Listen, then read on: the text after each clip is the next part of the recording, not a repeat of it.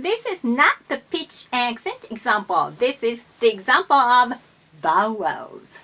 I and e. Kami means God. Kame means turtle.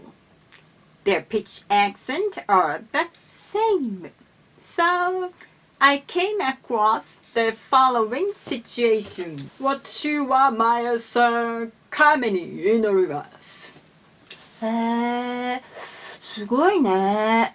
神に祈る宗教って何だったっけ？ヒンズー教とか、なんか神にこう神様乗ってるなんか像だっけあれ。いや、私はクエスチョンです。亀じゃなくて神ね。神様ね。そっか。Don't worry about it too much. This is just an example of the vowels, but this is really important. Good luck with your studies. 頑張ってください。